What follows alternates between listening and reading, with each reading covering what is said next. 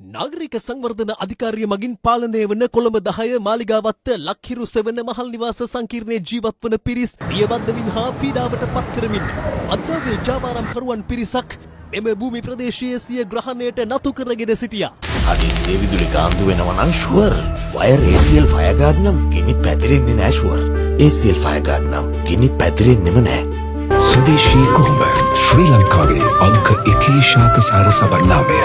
රජයේ පසුගිය මාස 30 වනදා සිට විකුණන ලොල්වුණු සැමට දැනුම් දීමයි ඉවත් වෙනු නමින් විෂමද්‍රව්‍ය තුරන් කිරීම සඳහා රට තුළ ජාතික වැඩපිළිවෙලක් ක්‍රියාත්මක කර තිබූ පසුබිමක පවා එම මද්‍රව්‍ය ජාවාරම දිගින් දිගටම සිදු කරගෙන යන අයුරු අප හිරු CIA හරහා පෙරේදා අනාවරණය කළා. මෙම මහල් නිවාස සංකීර්ණය තුළ CCTV කැමරා පද්ධති පවා ස්ථාපිත කර ඇති පසුබිමක් තුළ කිසිදු බිය සැකයකින් තොරව දිනපතා උදේ දිවා මෙන්ම සවස් කාලවලදීත් පොර කමින් මද්‍රව්‍ය ලබා ගන්නා මත්ලෝලීන්ට සිය මද්‍රව්‍ය අලෙවි කළේ මෙලෙසින්.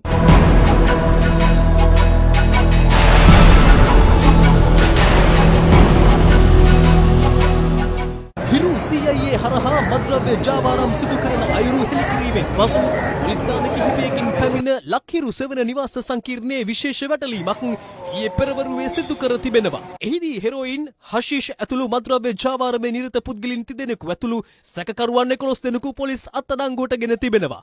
හෙරෝයින් ජාවාරම මෙහෙය වූ ප්‍රධාන කාන්තාව වැටලීම සිදු කරන අවස්ථාව වන විටත් නිවස අතහැර ප්‍රදේශයෙන් පලා ගොස් ඇති බවයි පොලිසිය ප්‍රකාශ කළේ. ඇය මෙම නිවාස සංකීර්ණයේම B නිවාස ඒකකයේ 4 වන මහලේ නිවසක පදිංචිකාරියක්. ජාවාරම්කාර කාන්තාව සොයා මේ වන විට පොලිස් මෙහෙයුම් අරඹා තිබෙනවා. පොලිස් මෙහෙයුමේදී අත්අඩංගුවට මද්‍රව්‍ය ජාවාරම්කරුවන් ඇතුළු 11 දෙනා අද මාලිගා කන්ද මහේස්ත්‍රාත් අධිකරණයට ඉදිරිපත් කෙරුණා.